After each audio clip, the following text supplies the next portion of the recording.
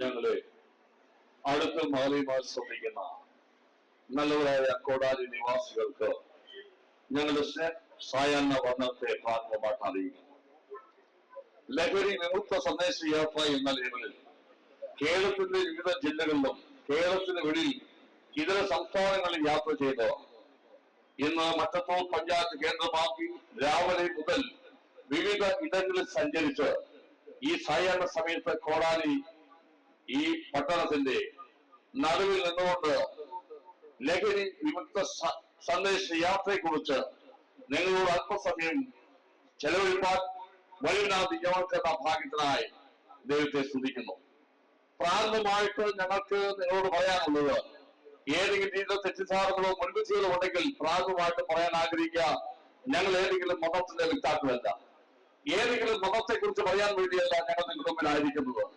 ഏതെങ്കിലും സഭയിലേക്ക് ആളുകൾ ചേർക്കുക എന്നുള്ളതും ഞങ്ങളുടെ ലക്ഷ്യമല്ല. മതപരിവർത്തനം നടത്തുവാൻ ഞങ്ങൾ ഉദ്ദേശിക്കുന്നില്ല. എന്നാൽ ഒരു കാര്യം വളരെ വ്യക്തമായുള്ള സ്നേഹത്തോടെ അഭിമാനത്തോടെ സന്തോഷത്തോടെ ഞങ്ങൾ നിങ്ങളോട് അറിയിക്കാനുള്ളത്, ഒരു കാലത്ത് മദ്യത്തിനും മയക്കും മലിനും അടിപ്പെട്ട് ജീവിതത്തിൽ ലക്ഷ്യമില്ലാതെ അർത്ഥമില്ലാതെ സുബോധമില്ലാതെ ഭ്രാന്തന്മാരെ പോലെ ജീവിച്ച ആത്മഹത്യയ്ക്ക് ശ്രമിച്ച് പരാജയപ്പെട്ട ഒരു വട്ടം സഹോദരങ്ങളാണ് ഇന്ന് നിങ്ങളുടെ മുമ്പിൽ ഈ കോടാലിയിൽ നിങ്ങളുടെ മുമ്പിൽ ആയിരിക്കുന്നത്. എന്നാൽ ഈ പ്രപഞ്ച സൃഷ്ടാവായ കോടാനുകൂടി നക്ഷത്രങ്ങളെ സൂര്യഗ്രഹണം നിർമ്മിച്ച കർത്താവ് രാജാവായ യേശു ഞങ്ങളെ കണ്ടെത്തി, ഞങ്ങളെ സ്നേഹിച്ചു, ഞങ്ങളെ വീണ്ടെടുത്തു. ഞങ്ങളുടെ ജീവിതത്തിൽ ഞങ്ങളുടെ കുടുംബങ്ങളിൽ ദൈവിക സമാധാന ശാന്തി നൽകിയെന്ന ഒറ്റക്കാരോട് മാത്രമാണ് ഇത്ര ദൂരം യാത്ര ചെയ്ത് ഈ പട്ടണത്തിൽ നിന്നുകൊണ്ട് ഈ യേശുവിനെ കുറിച്ച്, ഞങ്ങളെ രക്ഷിച്ച വീണ്ടെടുപ്പുകാരനെ കുറിച്ച്, മനുഷ്യവർഗത്തിന്റെ മുഴുവൻ പാപങ്ങൾക്ക് വേണ്ടി സ്വന്തം ചാറ്റി ഭൂമിയിലേക്ക് അഭിച്ച യേശു ജീവിക്കുന്നു പറയുവാൻ ഞങ്ങൾക്ക് ലഭിച്ച ഭാഗ്യം. അതിനായി ഞാൻ ദൈവത്തെ സ്തുതിക്കുന്നു. വിശുദ്ധ ബൈബിൾ നാം പരിശോധിക്കുമ്പോൾ യെരൂശലേമിനടുത്ത് ബെഥസ്ദ എന്ന ഒരു സ്ഥലമുണ്ട്. അവിടെ ഒരു കുളമുണ്ട്. ആ കുളത്തിനരികിൽ അനേക രോഗികൾ വന്ന് തമ്പടിച്ച് കിടക്കാറുണ്ട്. കാഴ്ച നഷ്ടപ്പെട്ട കുരുടായ മനുഷ്യര്, നടക്കാൻ കഴിയാത്ത മുടന്തലായ മനുഷ്യര്, അനേക കുഷ്ഠരോഗികള്, അങ്ങനെ വിവിധ ശാരീരിക വൈകല്യങ്ങൾ അനുഭവിക്കുന്ന അനേക രോഗികൾ ആ കുളക്കരയിൽ വന്ന് കിടക്കുക പറയുവാൻ അവിടെ വിശ്വാസം. ഇടയ്ക്കിടയ്ക്ക് ദൂതൻ വരും. ആ ദൂതൻ വന്ന് കുളം കേൾക്കുമ്പോൾ ആദ്യം ആര് കുളത്തിൽ ചാടുന്നു അവർക്ക് സൗഖ്യം ലഭിക്കുമെന്നാണ് അവിടെ വിശ്വാസം. അനേകം സൗഖ്യം പ്രാപിച്ചു പോകുന്നത് അവർ കണ്ടിട്ടുണ്ട്. എന്നാൽ 38 വർഷക്കാലമായിട്ട് സൗഖ്യം കാത്തു കിടക്കുന്ന ഒരു സാധു മനുഷ്യൻ ആ കുളക്കരയിൽ ഉണ്ടായിരുന്നു. അനേകം സൗഖ്യം പ്രാപിക്കുന്നവർ കണ്ടു. പക്ഷേ അവന്റെ ശാരീരിക വൈകല്യങ്ങൾ നിമിത്തം ദൂതൻ വന്ന് കുളക്കെടുക്കുന്ന സമയത്ത് അവന് സ്വയം ചാടി രക്ഷപ്പെടാൻ നിവൃത്തിയില്ലാത്തതുകൊണ്ട് ഏറെ വേദനകളുണ്ട്, ദുഃഖമുണ്ട്. അവൻ അനേകം അപേക്ഷിച്ചു നോക്കി, കരഞ്ഞു നോക്കി, നിലവിളിച്ചു നോക്കി. പക്ഷെ ആരും അവന് നിലവിളി കേട്ടില്ല, ശ്രദ്ധിച്ചില്ല, ഗൗനിച്ചില്ല, അവനെ സഹായിച്ചില്ല. എങ്കിലും പ്രതീക്ഷ കൈവിടാതെ പ്രത്യാശയോടെ ഇന്നലേക്ക് നാളെ എനിക്കും സൗഖ്യം കിട്ടുമെന്ന പ്രതീക്ഷയോടെ അവൻ ആ കുളക്കരയിൽ കിടക്കുകയാണ്. എന്നാൽ 38 വർഷം കഴിഞ്ഞിട്ടും സൗഖ്യം കിട്ടാതെ ലഭിക്കാതെ പ്രതീക്ഷയുടെ പ്രത്യാശയോടെ കാത്തിരിക്കുന്ന ആ മനുഷ്യനെ മാത്രം ലക്ഷ്യമാക്കി അനേക രോഗികൾ ആ കുളക്കരയിൽ ഉണ്ടെങ്കിലും അവനെ മാത്രം ലക്ഷ്യമാക്കിക്കൊണ്ട് അവന്റെ മുമ്പിലേക്ക് ഒരു ദിവസം കർത്താവായ യേശു ക്രിസ്തു അവരുടെ അടുക്കലേക്ക് വരികയാണ്. അവനോട് ചോദിക്കും, നിനക്ക് സൗഖ്യമാകാൻ മനസ്സുണ്ടോ? ഉടനെ ആ മനുഷ്യൻ പറയുന്ന മറുപടി വിചിത്രമാണ്. എന്നെ സഹായിപ്പാൻ എനിക്ക് ആരുമില്ല. ഞാൻ അനേകം അപേക്ഷിച്ചു നോക്കി, നിലവിളിച്ചു നോക്കി, സഹായം അഭ്യർത്ഥിച്ചു, പക്ഷെ ആരും എന്നെ ഗൗനിച്ചില്ല, എന്നെ സഹായിച്ചില്ല, എന്നെ നിലവിളി ശ്രദ്ധിച്ചില്ല. അതുകൊണ്ട് എനിക്ക് സൗഖ്യം ലഭിച്ചില്ല. ആ മനുഷ്യന്റെ നിസ്സഹായാവസ്ഥ മനസ്സിലാക്കി കാരുണ്യവാനായ മനസ്സരിയുള്ള മഹാകൃപയുമായി യേശു ക്രിസ്തു അവന്റെ മേൽ കൈവച്ച് അവന് സൗഖ്യം കൊടുത്ത് നിന്റെ കിടക്കരുത് വീട്ടിലേക്ക് പോകാം എന്ന് പറഞ്ഞ് അവനെ അയച്ചുന്ന ഒരു സംഭവ വിശുദ്ധ ബൈബിളിൽ രേഖപ്പെടുത്തിയിട്ടുണ്ട്. ഞങ്ങളെ ശ്രദ്ധിക്കുന്ന പ്രിയ സ്നേഹിതരെ, ഞങ്ങൾക്ക് ഈ സായാഹ്നങ്ങളോട് പറയാനുള്ളത്, കേരളത്തിലും നഗരത്തെ പുറത്തുമായി അനേകങ്ങളിൽ പോയി അനേക വ്യക്തികളുമായി അവരുടെ സ്വകാര്യ ദുഃഖങ്ങൾ, വേദനകൾ, പ്രയാസങ്ങളെല്ലാം ഞങ്ങളോട് പങ്കെടുക്കുകയും ഞങ്ങൾക്ക് അവരെ ആശ്വസിപ്പിക്കുകയും അവർക്ക് വേണ്ടി പ്രാർത്ഥിക്കുകയും അവർക്ക് ആവശ്യമായ നിർദ്ദേശങ്ങൾ കൊടുക്കുകയും മദ്യത്തിൽ അടിപ്പെട്ട വ്യക്തിയാണെങ്കിൽ ആവശ്യമായിട്ട് ഏതെങ്കിലും ഡി അഡിക്ഷൻ സെന്റർ പോയി ആവശ്യമായ ചികിത്സാ സംവിധാനങ്ങൾ ചെയ്തു വരുന്ന സംഘടന അംഗങ്ങളാണ് ഞങ്ങൾ. എന്നാൽ ഞങ്ങൾ പോയിടങ്ങളെല്ലാം ഞങ്ങൾ കേട്ടിട്ടുള്ളത് നേരത്തെ രോഗി പറയുന്നത് പോലെ ഞങ്ങൾക്കാരുമില്ല, എനിക്കാരുമില്ല, എന്നെ സഹായിക്കാൻ ആരുമില്ല, എന്നെ മനസ്സിലാക്കാൻ ആരുമില്ല, എന്നെ ഉൾക്കൊള്ളുവാൻ ആരും സാധിക്കുന്നില്ല എന്നുള്ള വലിയ നിലവിളിയുടെ സത്യമാണ് കേരളത്തിന്റെ ലോകത്തിന്റെ വിവിധ ഭാഗം നാം ഇന്ന് കേട്ടുകൊണ്ടിരിക്കുന്നത്. കുഞ്ഞുങ്ങൾ പറയുന്നു, മാതാപിതാക്കൾക്ക് ഞങ്ങളോട് സ്നേഹമില്ല, അവർ ഞങ്ങളെ കരുതുന്നില്ല, അവർ ഞങ്ങൾക്ക് വേണ്ടി പ്രവർത്തിക്കുന്നില്ല, ഞങ്ങളെ ഉൾക്കൊള്ളാൻ കഴിയുന്നില്ല. ഭാര്യമാർ പറയുന്നു ഭർത്താക്കന്മാർക്ക് ഞങ്ങളോട് സ്നേഹമില്ല, മാതാക്കൾ പറയുന്നു ഞങ്ങൾ കുഞ്ഞുങ്ങളെ വളർത്തി പഠിപ്പിച്ചു വലുതാക്കി, പക്ഷേ ഞങ്ങൾ പ്രായമായിട്ട് അവരെ ഞങ്ങൾ നോക്കുന്നില്ല, സംരക്ഷിക്കുന്നില്ല, ഞങ്ങളെ കുറിച്ച് അവർക്ക് യാതൊരു ചിന്തയുമില്ല എന്ന് മാതാക്കൾ വളരെ കണ്ണീരോട് നിലവിളിയോടെ പറയുന്നു.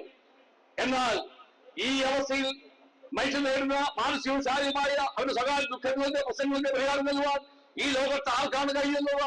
ഞാൻ നിങ്ങൾ വിശ്വസിക്കുന്ന മതങ്ങൾക്കോ പ്രത്യയശാസ്ത്രങ്ങൾക്കോ സമുദായങ്ങൾക്കോ സഭകൾക്കോ അല്ലെങ്കിൽ രാഷ്ട്രീയ പ്രസ്ഥാനങ്ങൾക്കോ ഒരിക്കലും കഴിയാതെ വരുമ്പോൾ ഒരു കാര്യം ഞങ്ങളുടെ അനുഭവത്തിൽ നിന്ന് ഞങ്ങൾക്ക് വിളിച്ചു പറയട്ടെ, മനുഷ്യന്റെ വിഷയങ്ങൾക്ക് പരിഹാരം നൽകാൻ ഒരേ ഒരു ദൈവം ഈ ലോകത്തേക്ക് അവതരിച്ചത് മനുഷ്യവർഗത്തെ മുഴുവൻ ഭാവികൾക്ക് വേണ്ടി, ഭാവികളെ രക്ഷിപ്പാൻ വേണ്ടി, അവരെ നിത്യതയിലേക്ക് കൊണ്ടുപോകാൻ വേണ്ടി, മനുഷ്യന്റെ ശാന്തി സമാധാനം നൽകാൻ വേണ്ടി ഈ ലോകം ചടങ്ങി വന്ന ഒരേ ഒരു ദൈവം, അതാണ് കർത്താവായ യേശു ക്രിസ്തു. ആ യേശു ക്രിസ്തു ഇന്നും ജീവിക്കുന്ന ദൈവമാണ്. 2000 വർഷങ്ങൾക്ക് മുമ്പ് പാലസ്തീൻ നാടുകളിൽ നിന്നുകൊണ്ട് കർത്താവായ യേശു ക്രിസ്തുവിനെ വിളിച്ചു പറഞ്ഞു, അധ്വാനിക്കുന്നതും പാൽ നിൽക്കുന്നതുമാണവരെ നിങ്ങളെല്ലാം എന്റെ അടുക്കൽ വഴി ഞാനങ്ങനെ ആശ്വസിപ്പിക്കാം. യേശുവിന്റെ ശബ്ദം കേട്ട് തകർന്ന ജീവിതങ്ങൾ, നിരാശയും ദുഃഖത്തെ കഴിഞ്ഞവര്, കുഷ്ഠരോഗികള്, അല്ലെങ്കിൽ മാറാരോഗത്തിൽ അടിപ്പെട്ടവര്, വിശന്ന് നാഗിച്ചവര്, രക്തമനുഭവിക്കുന്നവര്, കണ്ണീരോടും ജീവിക്കുന്നവർ അനേകം ശബ്ദം കേട്ടവരുടെ അടുക്കലേക്ക് ഓടി വന്നു. അവരാരെയും യേശു നിരാശയോടെ നടക്കിവിട്ടില്ല. അവരവസ്ഥയെ മനസ്സിലാക്കി അവിടെ സാക്കി കൊടുത്തു, സമാധാനം കൊടുത്തു. അനേകം മനുഷ്യരെ ഉയർപ്പിച്ചു. അനേകം ഭക്ഷണത്തിന് വേണ്ടി കുറച്ച് ജീവിച്ചവരെ അവൻ ആഹാരം കൊണ്ട് തൃപ്തരാക്കി അയച്ചു. അങ്ങനെ ഇന്നുമായി യേശു ജീവിക്കുന്നവരായിട്ടുണ്ട്. അവന്റെ അടുക്കലേക്ക് ചെന്ന് നിലവിളിക്കുന്നു, നോക്കുന്നു, പ്രാർത്ഥിക്കുന്നു, യേശുവിനെ രക്ഷിക്കുന്ന ആരപേക്ഷിക്കുന്നു. നിങ്ങളുടെ മതഭേദമായിക്കോട്ടെ, നിങ്ങൾ ചെറിയ രാഷ്ട്രീയ എന്തുമായിക്കോട്ടെ, വിശുദ്ധ ബൈബിൾ ഇങ്ങനെ പറയുന്നു, തകർന്നും നോക്കിയിരിക്കുന്ന ഹൃദയത്തെ ദൈവം നിരസിക്കുകയില്ല.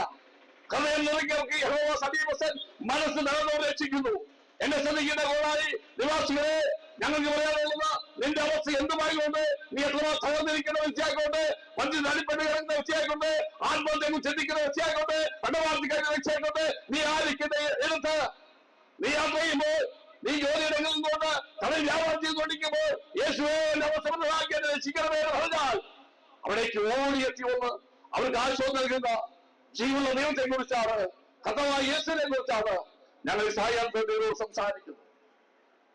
വിശുദ്ധ ബൈബിൾ പറയുന്നു, മറ്റൊരുത്തും രക്ഷയില്ല, രക്ഷിക്കപ്പെടാൻ ആകാശത്തിന്റെ കീഴിൽ മനുഷ്യന് നൽകപ്പെട്ട യേശു എന്ന നാമമല്ലാതെ മറ്റൊരു നാമം ഇല്ല. ഇന്ന് ലോകത്തെ മനുഷ്യന്റെ സമാധാനമില്ല, സന്തോഷമില്ല. സമാധാനം നേടി ആളുകൾ നെട്ടോട്ട് ഓടിയാണ്. നിങ്ങൾക്കിടെ കേരളത്തിലേക്ക് അനേകര് ഉത്തര സംസ്ഥാനങ്ങളിൽ നിന്ന് അനേക തീർത്ഥാടനത്തിനായി ഈ ദേശത്തേക്ക് വരുന്നുണ്ട്. കേരളത്തിൽ അനേകര് പൈസ മുടങ്ങി അന്യ സംസ്ഥാനങ്ങളിലേക്ക് പോകുന്നുണ്ട്. ഇന്ത്യയുടെ വിവിധ സംസ്ഥാനങ്ങളിൽ രക്ഷകൾ മുടങ്ങി സമാധാനത്തിന് വേണ്ടി ലോകത്തിലെ രാജ്യങ്ങൾ സംഭവിക്കുന്നവരുണ്ട്. എല്ലാവരുടെയും ആഗ്രഹം എനിക്ക് സമാധാനം വേണം, എന്റെ കുടുംബം അനുഗ്രഹിക്കപ്പെടണം, എന്റെ കുഞ്ഞുങ്ങൾക്ക് നല്ല ഭാവി ഉണ്ടാകണം, എന്റെ ജീവിതത്തിൽ സ്വസ്ഥ സമാധാനം എല്ലാവരുടെ ആഗ്രഹമാണ്. പക്ഷേ എന്തെല്ലാം ചെലവഴിച്ചിട്ട് ജീവിതത്തിൽ നിരാശ മാത്രം കൈകളായി ഇന്ന് മലയാളികൾ നിരാശ ദുഃഖത്തോടെ ജീവിച്ചുകൊണ്ടിരിക്കുകയാണ്. എന്നാൽ ഇന്ന് പരിഹാരം പറ്റുവാൻ ആർക്ക് കഴിയും? അവനവർ മനുഷ്യന്റെ നിരാശകൾക്ക് ഭാരങ്ങൾക്ക് പരിഹാരം പറ്റുവാൻ ഒരേ ഒരു വ്യക്തി യേശു പറയുന്നു, ഞാൻ നിങ്ങൾക്ക് സമാധാനം തരുന്നു, അത് ലോകം തരുന്ന പോലെയല്ല, എന്റെ സമാധാനം ഞാൻ നിങ്ങൾക്ക് സന്ദേശിച്ചു പോകുന്നു. ഇന്ന് ആ യേശുവിന്റെ മുഖത്തേക്ക് നോക്കി, യേശു എനിക്ക് സമാധാനം വേണം, എനിക്ക് സന്തോഷം വേണം, എനിക്ക് നല്ല ജീവിതം നയിക്കാൻ ആഗ്രഹമുണ്ട്, മദ്യത്തിൽ വിടുവാൻ എനിക്ക് ആഗ്രഹമുണ്ട്, മയക്കുമരുന്ന് വിടുവാൻ എനിക്ക് ആഗ്രഹമുണ്ട്, ആഗ്രഹിച്ച് മനുഷ്യ പ്രാർത്ഥിച്ചാൽ നിന്റെ അടുക്കിലേക്ക് ഓടി വന്ന് നീ ആയിരിക്കുന്ന അവസ്ഥ മനസ്സിലാക്കി നിന്നെ രക്ഷിക്കുവാൻ, നിന്റെ സമാധാനം തരുവാൻ, സന്തോഷം തരുവാൻ, അനുഗ്രഹിക്കപ്പെട്ടതാകുവാൻ വലിയ ജീവിതത്തിന് കഴിയുമെന്ന് ഞങ്ങളുടെ ജീവിതത്തെ പറയുവാൻ ഞങ്ങൾക്ക് സന്തോഷപ്പെട്ടു. എന്റെ പേര് വർഗീസ് സ്റ്റുഡിയൻ എന്നാണ്. അംഗവാദികളുടെ മൂക്കിന് പഞ്ചായത്ത് ആളയം എന്ന കൊച്ചു ഗ്രാമത്തിലാണ് ഞാൻ ജനിച്ചു വളർത്തപ്പെടുന്നത്. ഒരു ക്രിസ്ത്യൻ കുടുംബത്തിൽ ജനിച്ചുകൊണ്ടല്ല ഞാൻ യേശുവിനെ പ്രസംഗിക്കുന്നത്. എന്റെ മാതാവ് പിതാ 3 സഹോദരങ്ങളും 2 സഹോദരന്മാരെ എനിക്കുണ്ട്. അവരെല്ലാം ക്രിസ്ത്യൻ കുടുംബത്തിൽ ജനിച്ചു വളർത്തപ്പെട്ടവരാണ്. അവർ ദൈവമായുള്ള ജീവിച്ചവരാണ്. എന്നാൽ 40 വർഷങ്ങൾക്ക് മുമ്പ് എനിക്ക് വെറും 21 വയസ്സ് പ്രായമുള്ളപ്പോൾ അനേക ചെറുപ്പക്കാരിൽ ചിന്തിക്കുന്ന പോലെ ഈ ലോകത്തെ ദൈവം എന്ന് പറയുന്നത് പണമാണെന്ന് വർഷമായി ചിന്തിക്കുകയും പണമുണ്ടാക്കാനായി ആഗ്രഹിക്കുകയും അതിനുവേണ്ടി ബിസിനസിന്റെ ഭാഗം തെരഞ്ഞെടുത്ത് പാലക്കാട് ജില്ലയിൽ അട്ടപ്പാടി എന്ന പ്രദേശത്ത് കടന്നുപോയി. 40 വർഷങ്ങൾക്ക് മുമ്പ് അവിടെ കൃഷി ചെയ്തുണ്ടാക്കുന്ന രാമചന്ദ്രയിലും ചന്ദ്രതയിലും ചെരുവത്തേലും വാങ്ങി കൊച്ചിയിലും ബാംഗ്ലൂരും വിദേശങ്ങളിലും കൊടുത്ത് ഇഷ്ടംപോലെ പണമുണ്ടാക്കുവാൻ എനിക്ക് 21 വയസ്സ് പ്രായമുള്ളപ്പോൾ എനിക്ക് കഴിഞ്ഞു. എല്ലാവരും ഭാഗ്യമായിട്ട് എനിക്ക് പണമുണ്ടായപ്പോൾ ഇഷ്ടംപോലെ സുഹൃത്തുക്കൾ എനിക്കുണ്ടായി. ചില ദുഷിയുടെ ഇതിലേക്ക് നടന്നു. പുകവലിക്കാൻ തുടങ്ങി, മദ്യപിക്കാൻ തുടങ്ങി.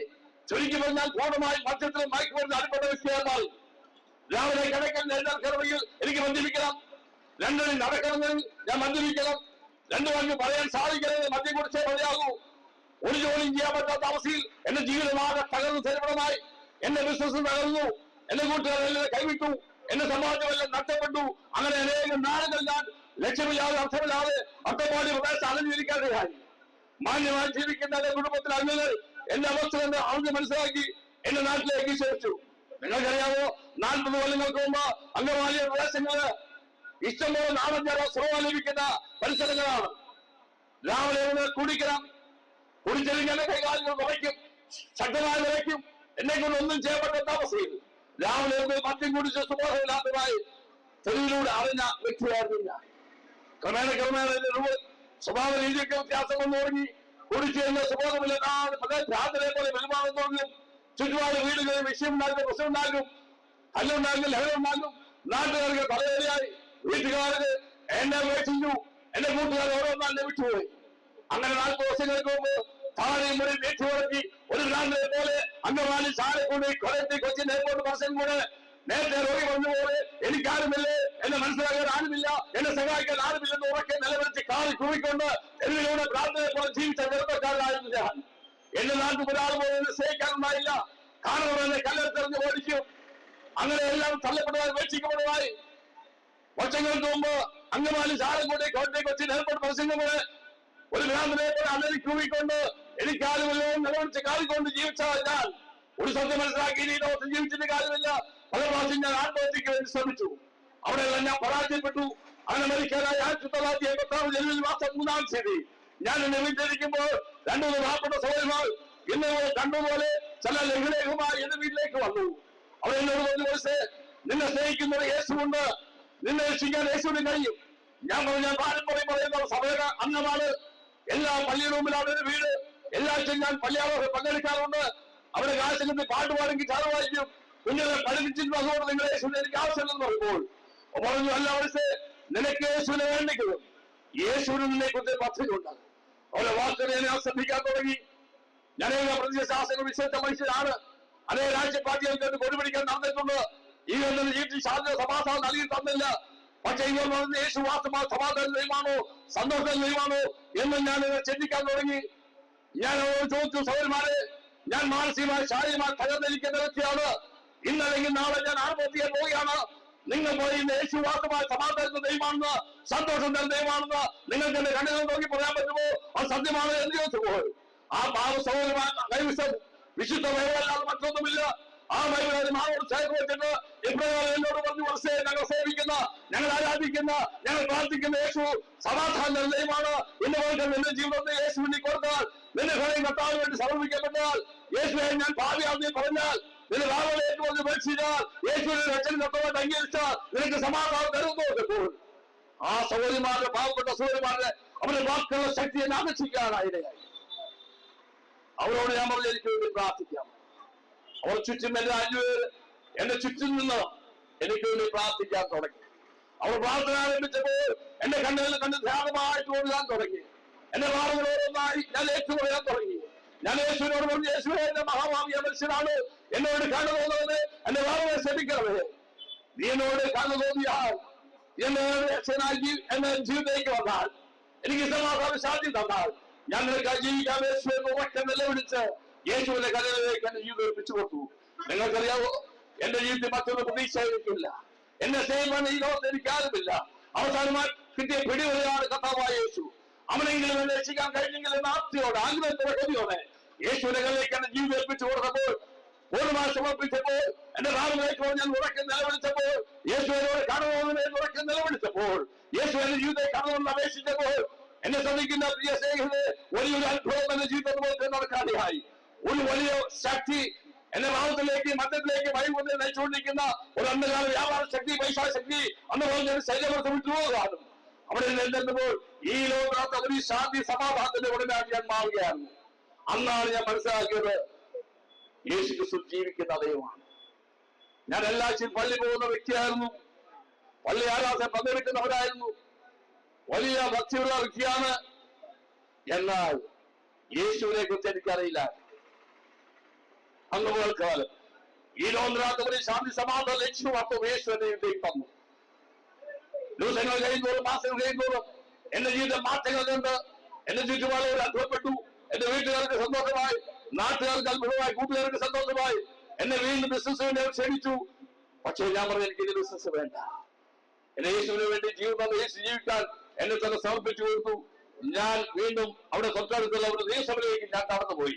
ഒരു ചെറിയ സഭ, ഒരു സാധുക്കൾ മാത്രം പ്രാർത്ഥിക്കുന്ന ഒരു കൊച്ചു സഭയിലേക്ക് ഞാൻ കടന്നു ചെന്നപ്പോൾ അവരുടെ ദൈവവാസന വിശ്വാസികൾക്ക് വേണ്ടി പ്രാർത്ഥിക്കാൻ തുടങ്ങി. അവരുടെ ദൈവവാസനെ ബൈബിൾ പഠിപ്പിക്കാൻ തുടങ്ങി. ബൈബിൾ മുമ്പേ പഠിച്ചപ്പോഴാണ് ഞാൻ സത്യം മനസ്സിലാക്കിയത്. ഞാൻ അതുപോലെ ആചരിച്ചുകൊണ്ട് അനുഷ്ഠാനങ്ങളൊന്നും വിശുദ്ധ ബൈബിളില്ലാത്ത കാര്യമാണ്. കൂടുതൽ പഠിക്കാൻ, ബൈബിൾ പഠിക്കാൻ ഞാൻ ആഗ്രഹിച്ചു, പഠിച്ചു. അതിനുവേണ്ടി ബൈബിൾ സ്കൂളിൽ പോയി ദൈവനെ പഠിക്കാൻ തുടങ്ങിയപ്പോൾ കൂടുതൽ സത്യം മനസ്സിലാക്കി, കൂടുതൽ യേശുവിന്റെ ജീവിക്കാൻ എന്നെ സംഭവിച്ചു. ദൈവം എന്റെ ജീവിതത്തെ മാറ്റാൻ തുടങ്ങി.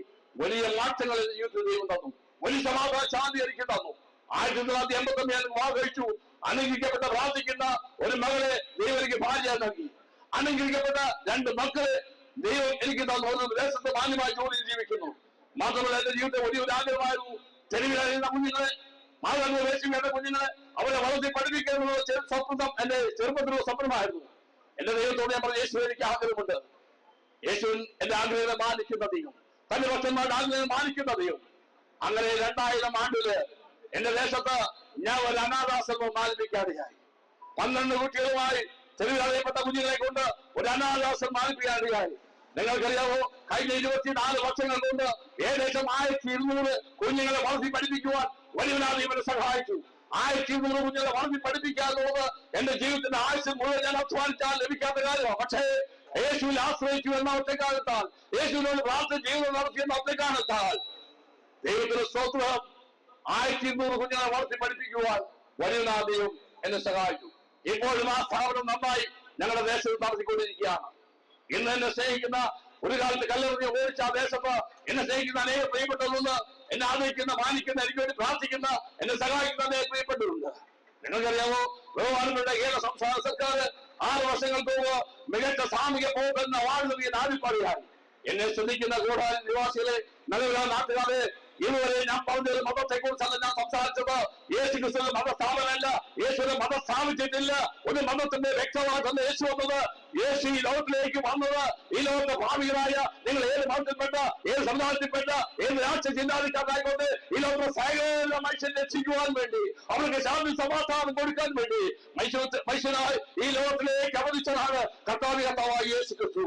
അവൻ നമ്മുടെ മുഴുവൻ, ഈ ലോകത്തിലെ മുഴുവൻ മനുഷ്യരുടെ പാപങ്ങളെ ചുമന്നുകൊണ്ട് 2000 വർഷങ്ങൾക്ക് മുമ്പ് കാൽവരി ക്രൂസിലേക്ക്, ഭാരതീയ ക്രൂസിനെ വെച്ചുകൊണ്ട്, വിളിക്കുകയും വെച്ചുകൊണ്ട് നമ്മുടെ എല്ലാ പാപങ്ങൾക്ക് വേണ്ടി കാൽവരിയിലേക്ക് അവൻ കടയിൽ പോയി. മനുഷ്യരുടെ മുഴുവൻ പാപത്തിന് വേണ്ടി അവൻ കാൽവരിൽ ഉയർത്തപ്പെട്ടു, അവൻ തകർക്കപ്പെട്ടു, അവൻ മത്സരിക്കപ്പെട്ടു, ഉയർത്തി ജീവിക്കുന്ന ദൈവമായിട്ട് ഇന്ന് അനേകം ജീവിക്കുന്നതായിട്ടുണ്ട്. ആ യേശു നിങ്ങൾക്ക് ആവശ്യമുണ്ടോ? ആ യേശു ഇന്ന് ജീവിക്കുന്നതായിട്ടുണ്ട്. ഞങ്ങളുടെ ജീവിതത്തെ രൂപാന്തരപ്പെടുത്തിയ, ഞങ്ങളുടെ ജീവിതം അർത്ഥം നൽകിയ, ഞങ്ങളുടെ ജീവിതം പ്രത്യാശ നൽകിയ ആ യേശു ഇന്ന് ജീവിക്കുന്നതായിട്ടുള്ളതുകൊണ്ടാണ് ഇന്ന് ജീവനോടെ ദൈവത്തിൽ ഞാൻ ആയിരിക്കുന്നത്. ഈ യേശു ഒരു മതപ്രവക്താവല്ല. ഒരു മതങ്ങളും സമുദായങ്ങളും അല്ലെങ്കിൽ സഭകളോ രാഷ്ട്രീയം നമ്മെ രക്ഷിക്കാൻ പര്യാപ്തമല്ല. എന്നെ ശ്രദ്ധിക്കുന്ന പ്രിയ സ്നേഹിത സഹോദര സഹോദരി, നിങ്ങൾ തകർന്ന വ്യക്തിയാണെങ്കിൽ, കടവാളിൽ കഴിയുന്ന വ്യക്തിയാണെങ്കിൽ, നിരാശ വീഴ്ചക്കുന്ന വ്യക്തിയാണെങ്കിൽ, എന്നെ ആരും സ്നേഹിക്കാനില്ല, എന്നെ കരുതാനില്ല, എന്നെ മനസ്സിലാക്കാൻ ആരില്ല, എന്നെ ഉൾക്കാനുള്ള ആരും എനിക്കില്ലെന്ന് ഭാരത കഴിയുന്ന വ്യക്തിയാണെങ്കിൽ എന്റെ ജീവിതത്തിൽ ഞങ്ങളോട് പറയുന്നത്, യേശു നിങ്ങളെ സ്നേഹിക്കുന്ന ദൈവമാണ്.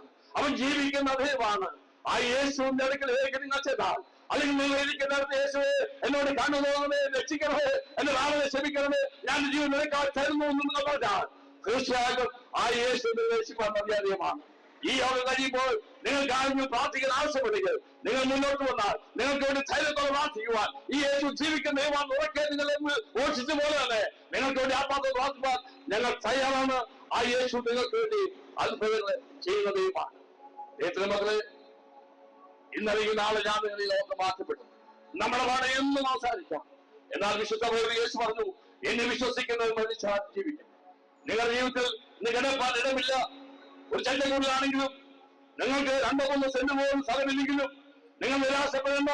യേശു ഭൂമിയിലേക്ക് വന്നത് എനിക്ക് നിങ്ങൾക്ക് ഭാഗമെടുക്കാൻ വേണ്ടിയിട്ടാണ് വന്നത്. അവൻ പോയതിന് വേണ്ടിയിട്ടാണ്. അവർ ഞാൻ വീണ്ടും വരുന്ന നിങ്ങൾ ചേർക്കാൻ വരുന്ന സമയമായി യേശുവിന്റെ വരവ് അടുത്തുകൊണ്ടിരിക്കുക. അവന്റെ വരവിന് മുമ്പായിട്ട് ഇന്ന് പോൽക്കാലം ദൈവത്തിന്റെ പരിശുദ്ധാത്മാവാണ് ഈ ദേശത്തേക്ക് ഞങ്ങളെ അയച്ചിരിക്കുന്നത്. ഞങ്ങൾ മൂർച്ചയുടെ പ്രമാണം കൊണ്ട് ഏതെങ്കിലും സംഘടനകൾ ഞങ്ങൾ സാമ്പത്തികമായ സഹായം ചെയ്യുന്നുണ്ടോ, ശമ്പളം തന്നുകൊണ്ട് പൈസ ഒന്നുമില്ല ഇവിടേക്ക് വന്നത്. ഏഴാമത്തെ വാർത്തയാണ് ഈ ദേശത്തെ കോടാലി ഭാഗത്ത് അനേക തങ്ങളുടെ ജീവിതങ്ങൾ നിരാശുക്കര് എന്ത് ചെയ്യുമെന്ന് അറിയാതെ നിലവിളിച്ചുകൊണ്ട് കാലിക്കൂടി ജീവിക്കുന്ന അനേക വ്യക്തികളുണ്ട്. ദൈവാത്മ ബോധ്യപ്പെടുത്തിക്കൊണ്ടാണ് ഇതൊന്നും യാത്ര ചെയ്ത് യേശുവിനെ കുറിച്ച് ഞങ്ങൾ പറയുന്നത്.